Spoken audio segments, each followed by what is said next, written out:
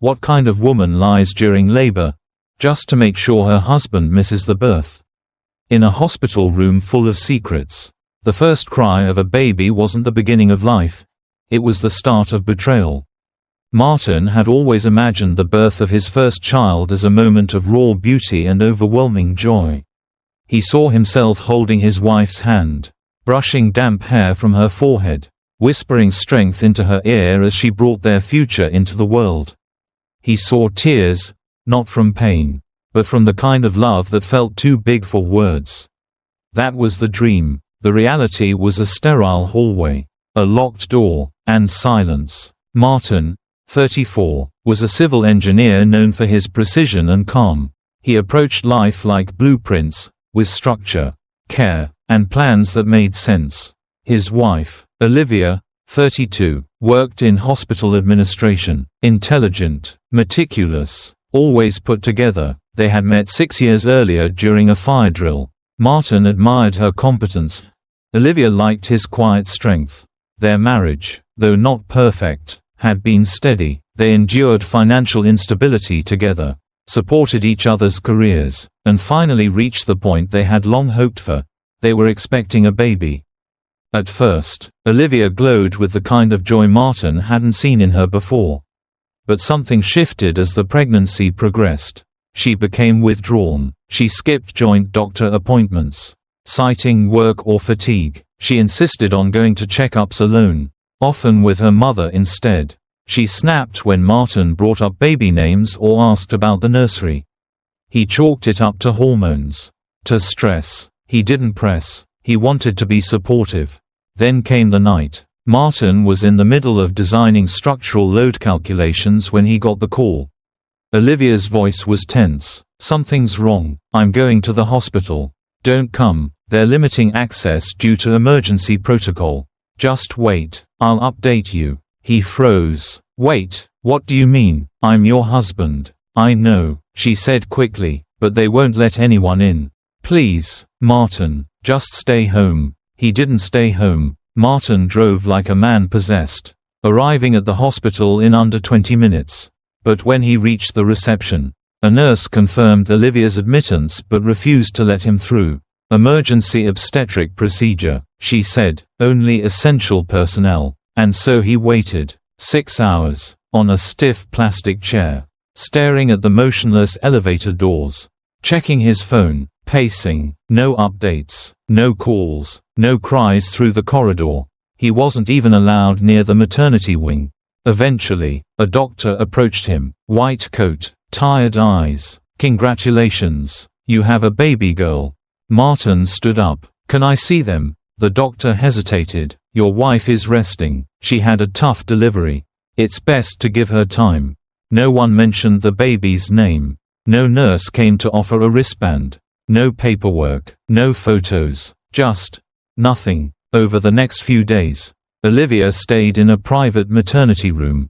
She refused visitors. Martin came every day, but was told repeatedly she needed rest. When he finally saw her, she looked fragile, yes, but composed. She smiled faintly, but her eyes were guarded.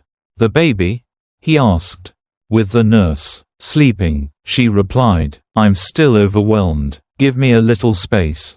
"Okay." He kissed her forehead. "Anything you need." Weeks passed. Martin wasn't allowed to hold the baby. Olivia claimed she was anxious. That early bonding was stressing her out. She said she needed space, time, healing. Martin tried to be patient. He cooked, he cleaned, he brought flowers. He asked for updates on pediatrician visits, vaccinations. Olivia deflected them all. Then, one rainy morning, Martin reached for Olivia's coat on the chair while tidying up. Something slipped from the inner pocket and fluttered to the floor. A folded sheet of paper. The birth certificate. His hands trembled as he opened it. His eyes scanned the form.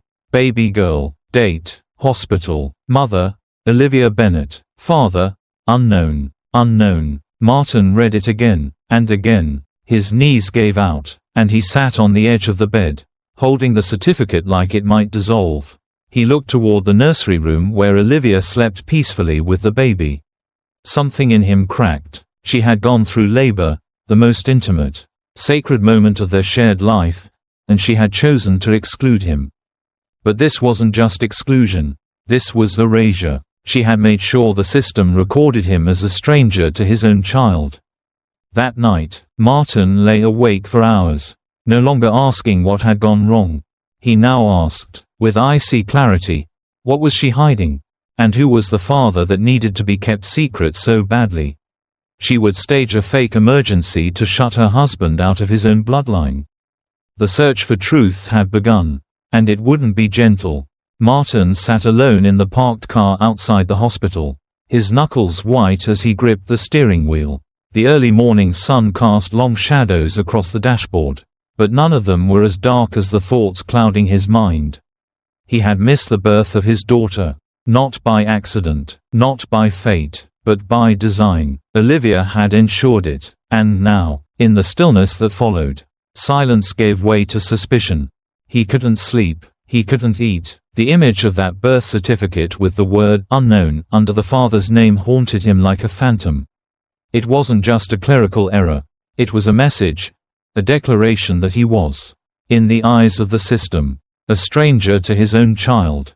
So he did what every desperate man with no answers would do, he searched.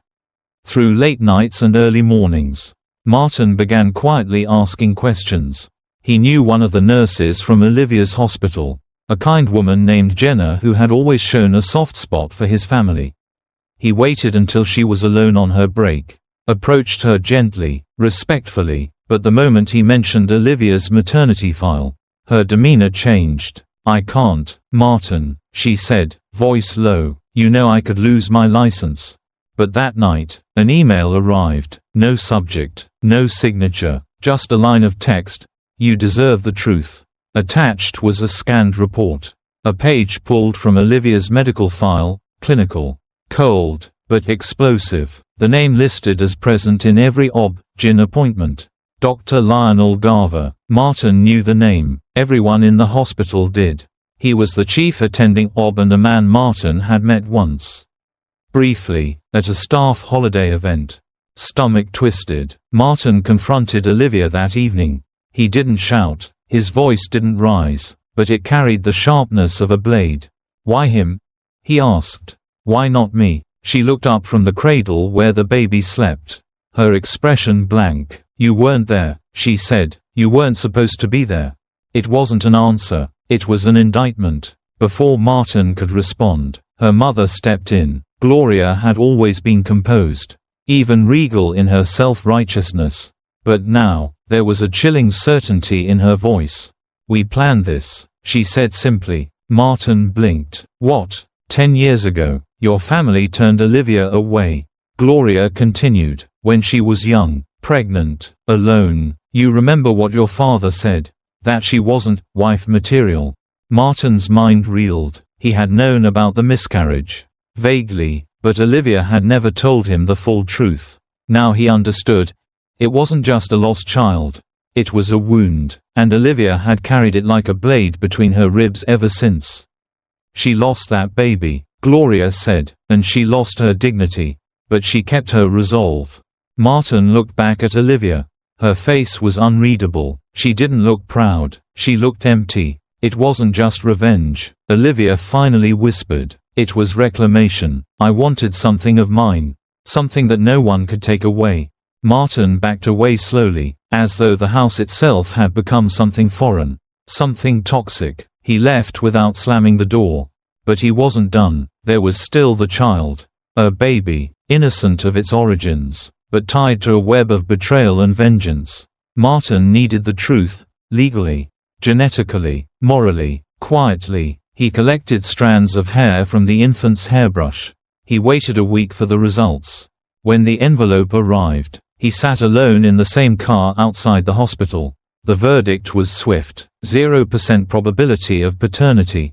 No shared blood. No legal bond. But Martin didn't feel free. He felt haunted. He consulted an attorney, but without his name on the birth certificate. Without proof of intent to claim the child. His rights were legally non-existent. The lawyer's words were precise but merciless. "Unless the mother relinquishes custody, or you prove she committed fraud, There's no path forward. Martin stared down at the test results. Then at the photo he had once taken of the baby's tiny hand gripping his finger. The question that lingered wasn't if he'd been betrayed. He had. The question now was how to pursue justice, without inflicting another generation of pain. The baby didn't ask to be born into a war, and Martin, despite everything, wasn't ready to become a man who fought his battles by burning every bridge.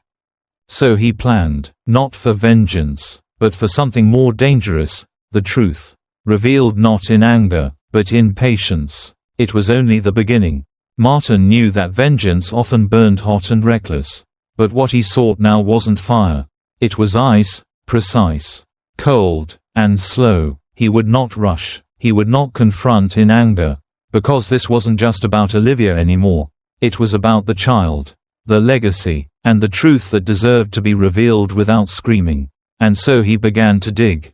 He contacted a friend from college, now a cybercrime investigator, and asked for a private consultation. Within days, Martin had access to a suite of tools and insights that most ordinary citizens wouldn't know how to use. He sifted through email headers, metadata, document revisions. What he found wasn't just disturbing, it was surgical. The records of Olivia's pregnancy were filled with anomalies, duplicate scans under different patient IDs. File creation times mismatched with appointment logs. Signatures from doctors on days they weren't on shift. And always, buried behind the metadata, the recurring name, Dr. Lionel Garver. It was a name whispered in corridors now. Following Martin's anonymous tip, the hospital's ethics board had opened a quiet internal review. But Martin wasn't waiting for bureaucracy to move.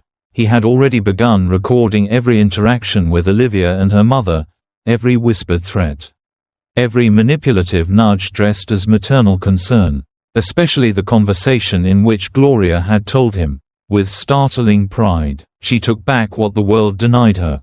Martin also noticed something strange in the hospital's billing system. Several obstetrics procedures had been filed under unrelated patient names but charged to an internal grant fund, a fund managed by a board on which Garver sat. With mounting documentation, Martin prepared a sealed envelope and sent it to the district attorney's office. Marked confidential. Another went to the state medical licensing board. Then he waited. It took 3 weeks. At 5:32 a.m. on a Thursday, 2 unmarked cars pulled into the hospital's underground parking. By noon, Dr. Garver was escorted out in cuffs. Olivia saw the news on her phone. Standing in the kitchen, cereal box in hand, the bowl slipped from her fingers and shattered. That evening, Martin didn't speak. He handed Olivia a printed sheet of paper, a petition for sole legal custody, citing fraud, emotional endangerment, and falsification of vital records. Attached were the court-stamped DNA results. She didn't fight it. Olivia pled to a lesser charge in exchange for a reduced sentence, probation, mandatory counseling, community service. Garver wasn't so lucky. Years of concealed misconduct came to light. The licensing board revoked his medical license permanently. He was disbarred from practicing medicine in any capacity and faced federal charges for insurance fraud and medical record tampering. And the child? Martin took her home. He fed her, held her, changed her diapers. He sang lullabies he never thought he knew. But he never called her angel or princess. He called her by her name. A name he chose. But in his private journal, where no one could see, he wrote her under a different title. Sorrow. Not out of spite, but because she would forever remind him that some beginnings are built not from love, but from lies. And yet, Martin vowed, she would never bear the cost of that deceit. Because if there was one thing Olivia had underestimated, it was the power of a man who chooses dignity over revenge, and justice over ruin. Martin named her guilt, not out of cruelty, nor poetic spite, but because he refused to pretend the truth had never happened. It wasn't a name he spoke aloud in public, on her school forms, her passport, her daycare records. She was simply Elise. But to Martin, within the sanctuary of his mind and the locked drawer of his heart, she was always guilt, a living, breathing reminder that not every child is born from love. Some, he had learned, are born from vengeance, deception, and bloodless war. He filled out every legal document with ruthless honesty. Father, legal guardian by choice, not blood. There were no romanticized stories about how she was brought into the world. When strangers asked about the mother, he said little. When friends asked if she looked like him, he offered a tight-lipped smile. In truth, Elise didn't resemble him at all. Her hair was ash blonde. Her eyes tilted a certain way. Her voice had a lilt that wasn't his nor Olivia's. But none of that mattered. He had chosen her, and in that choice, Martin found a kind of purpose that had been missing long before the betrayal.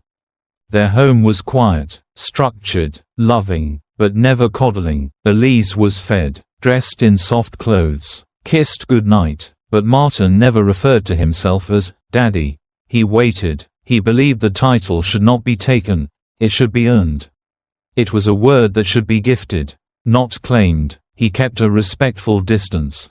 Even in affection, never too tight a hug, never too long a stare. The boundary was invisible but present. A fragile wall between the man raising her and the truth about her beginning. On her first birthday, Martin began a tradition. He wrote a letter, just one page, folded neatly and dated, explaining, in careful words, a sliver of the truth. The first letter described the day she was born. The second, the false name on the certificate. By the third birthday, he mentioned Olivia. By her fourth, the word, revenge, appeared in ink. These letters he sealed and placed into a fireproof safe in the corner of his bedroom closet. He planned to give them to her when she turned 18, or maybe never. If the burden felt too cruel, but they existed because truth mattered. Even when love had failed. Olivia never returned. After her probation, she moved to Canada, then Germany. Her mother, Gloria, vanished from public records within a year. Martin didn't chase them. He didn't need confrontation anymore. His battlefield was elsewhere now, in parenting with integrity, in living without lies. When Elise was 6, she asked the question he had long feared. Why don't I have a real dad? Like other kids. Martin knelt beside her. He touched her shoulder. You do have a real dad, he said, just not the kind who gave you blood. I'm the kind who stayed. She blinked at him. That answer seemed to satisfy her. For now, but Martin knew more questions would come. Harder and sharper. He could only hope his consistency would become her anchor. He never remarried, not because he hadn't had the chance, but because he didn't want to rearrange the fragile balance of the home he had built. Love, to him now, was not about passion or vows. It was about choosing to stay, even when everything inside screamed to run. When Elise turned 12, he took her to the old precinct where Dr. Garver was once processed. The officers there didn't know him. Staff turnover had changed everything, but the walls remembered. He pointed to the plaque honoring civilian informants. His name wasn't there, of course, but he pointed anyway. This is where I chose to protect you. She looked up at him, eyes wide. She didn't say anything, but she squeezed his hand. That night, for the first time, she called him Dad. It was soft, hesitant, barely audible, but it shattered every wall he had built around his heart. He went to the closet, opened the fireproof safe, and pulled out the letters. He held them in his lap, stared at them, then put them back. Not yet. For now, there was this moment, and it was enough. Guilt grew into his name. Not the whispered one Martin kept locked inside the drawer, but the public name he wore like armor, Elise. But even as he answered to it, his life was shaped by a deeper truth he couldn't yet articulate, that he was both legacy and warning. By the time he turned 27, Elise had become a writer, not a novelist of fantasy or romance, but a chronicler of pain and identity, of what it meant to be born from something broken. His first book, Born from Lies, opened with a dedication that stopped readers cold. To the man who didn't bring me into this world, but brought me into myself. The book became a phenomenon. Bestseller lists, university curriculums. Reviewers called it brave, brutal, and necessary. But for Martin, now in his early 60s, It was simply his son putting language to the silence they'd lived with for decades. He read the book in one sitting, sitting at the kitchen table where he had once fed Elise mashed bananas and whispered lullabies into the night. He didn't cry until the final page. Then he wept, not because of the pain, but because someone finally understood. Olivia returned 1 month later. Not with lawyers, not with demands, but with weathered hands and trembling lips. She stood outside the front gate and waited. Martin never stepped out. Instead, he sent Elise out with a box, inside it, every letter Martin had written from the day of Elise's birth. The story, the truth, his own failings, his choices, his love, his limits. That night, Elise sat at the edge of his bed, the open box in his lap. "I'll read these when I become a father," he said, "so I never repeat the wreckage we came from." Martin nodded. There was nothing more to say. He died 3 years later. In his will, there were no possessions left to squabble over, only a note, handwritten, folded into a square, tucked into the back of a drawer. Fatherhood is not granted by blood, but by the refusal to walk away. At the funeral, Elise did not speak of betrayal or revenge. He spoke of choice, of presence, of resilience. He quoted the note. He carved those words into the tombstone. No last name, no dates, just, he stayed. In the final interview of his book tour, a journalist asked Elise, "Do you think love born from deception can still be real?" He paused, then said, "I was born from lies. But I was raised in a truth so steady it taught me how to be whole." That's all love really is. Isn't it? The choice to stay. The camera light blinked off. The world stayed silent for a beat longer. And then they listened.